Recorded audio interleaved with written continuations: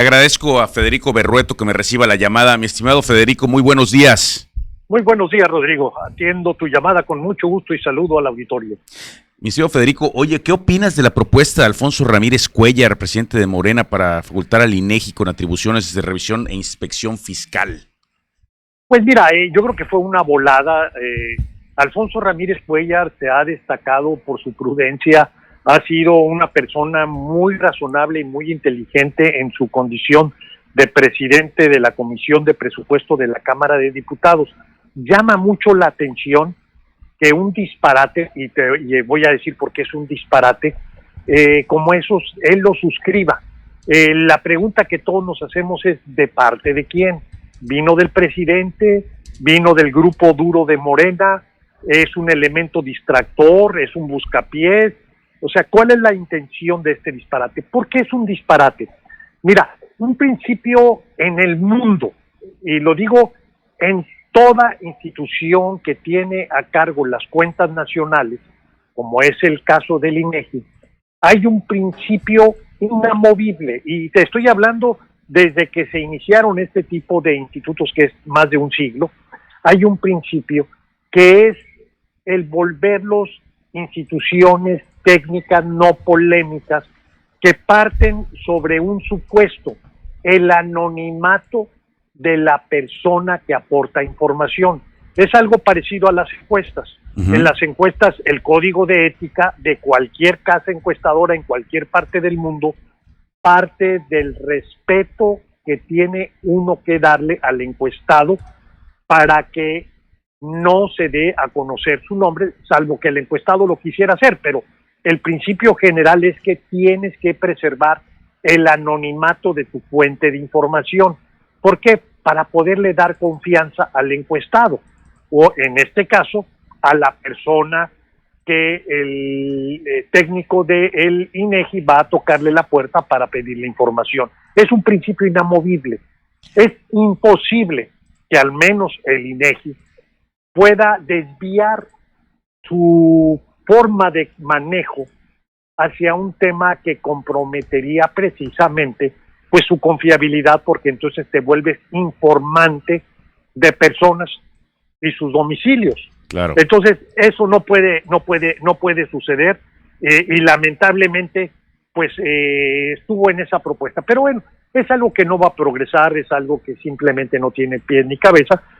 Lo que sí y debe preocupar mucho es esta idea un poco dictatorial, totalitaria, uh-huh, de tener agentes que vayan, toquen tu puerta y digan qué patrimonio tienes. Oye, vi ahí un coche, oye, la persona que me abrió la puerta traía un reloj o traía unas joyas, seguramente es de los corruptos, y toda una cuestión de persecución que llama mucho la atención, porque el que haya elaborado esa idea pues vive en un mundo que pertenece a la Unión Soviética, pertenece al peor momento de Cuba, a un estado totalitario. Pero bueno, pues es lo que tenemos, y afortunadamente ha habido un rechazo hasta del mismo presidente. En una mañanera, pues él dijo que no era lo correcto esa iniciativa, al menos se desmarcó de la autoría de esa iniciativa, y difícilmente progresaría, ni siquiera en una forma, pues digamos, indirecta.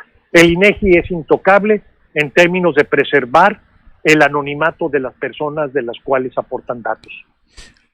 Oye, mi estimado Federico, ¿y el acuerdo de la CENACE y de la normatividad para limitar la participación de particulares en energías renovables?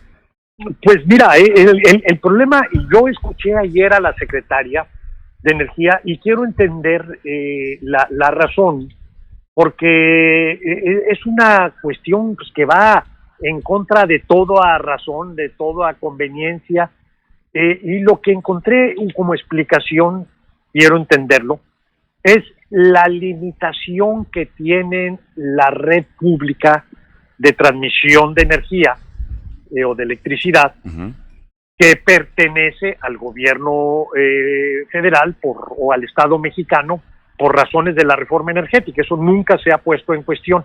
¿Quién es el dueño de lo que es el tráfico, las líneas que transmiten la electricidad.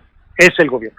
Y lo que ella decía es que había una capacidad, por decirlo, de 50 y que se había autorizado a los particulares a que generaran 100. Y dice, bueno, y Comisión Federal de Electricidad, que además de ser generadora es el respaldo, porque las energías limpias son intermitentes, es decir, si es solar, pues sola mientras haya sol, si es eólica, pues mientras exista el aire como generador. Entonces dice, son intermitentes y la Comisión Federal de Electricidad lo soporta, pero además pues también produce energía la comisión, que es en el orden del 45, es decir, los particulares solamente tienen un casillero que es el 5%. Bueno, ¿qué es lo que me lleva a esto? Sobre todo pensando en Yucatán, y Yucatán pensándolo como península, es decir, incluyo a Quintana Roo. Uh-huh. Aquí hemos visto que hay una insuficiencia de abasto eléctrico, es decir, que hay una demanda creciente, y ahora lo que nos estamos dando cuenta que el problema no está en la generación, que hay particulares que pueden generar sobradamente a lo que el país o Yucatán necesitan, que el problema está en las líneas de transmisión, y esto porque seguramente no se ha invertido. Entonces, en lugar de invertir para fortalecer la capacidad de transmisión eléctrica, lo que está ocurriendo es que dice, solamente hay 50 asientos, 45 son para Comisión Federal de Electricidad, 5 asientos para los particulares. Y esto significa que todos los permisos que se dieron para energía limpia, que es fundamentalmente la aportación, no exclusivamente, pero sí es fundamentalmente la aportación de capital privado, pues simplemente se quedarían sin capacidad de transmitir. De manera tal que en esto quiero entender que no nada más es una postura ideológica, es una forma de resolver un atraso, un rezago que hay en este país en términos de líneas de transmisión. Estoy casi cierto que los planes que tenía el gobierno pasado se suspendieron, que no se invirtió un solo centavo en lo que es la transmisión, y ahora lo que estamos padeciendo es, por un lado, una demanda creciente de energía, la capacidad que tienen particulares de generar y atender esa demanda, pero el rezago que tienen las autoridades federales o la Comisión Federal de Electricidad precisamente para tener suficiente transmisión. Si este es el caso, como lo entendí yo de la secretaria, pues entonces lo que estamos hablando es de una incompetencia y de una torpeza monumental, porque eso está dicho desde el siglo pasado o antepasado. Donde hay energía hay progreso, donde hay electricidad hay bienestar. Si no estamos atendiendo esto, pues es un error. Pero bueno, también es el tema de las energías limpias. El gobierno, la generación por parte de la Comisión Federal de Electricidad está fundamentalmente en la generación contaminante, no exclusiva, porque también generan una importante, hay plantas importantes de generación de electricidad hidroeléctricas, pero buena parte de lo que genera la Comisión Federal de Electricidad es contaminante. No puede ser de la noche a la mañana, además no hay dinero para poder invertir de manera cuantiosa en energías limpias. Lo cierto es que sí es virtuosa esa idea que había desde el pasado de que los particulares se orientaran a la generación de energías limpias y que gradualmente México fuera transitando a una proporción, porque también se deriva de un compromiso internacional donde cada vez generas más energía con fuentes limpias y menos con fuentes contaminantes. Pero bueno, lo que vemos es que esta señora no lo entiende, el presidente no lo entiende, el director de Comisión Federal de Electricidad menos, y lo que estamos padeciendo no nada más es un ataque al capital privado, sino también a la generación de energías limpias. Te agradezco muchísimo aclararnos esa visión que tienes siempre, Federico. La próxima semana te volveremos a llamar para que platiquemos. Te agradezco mucho. Nos vamos a un corte ¿Algo que quieras comentar antes de irnos?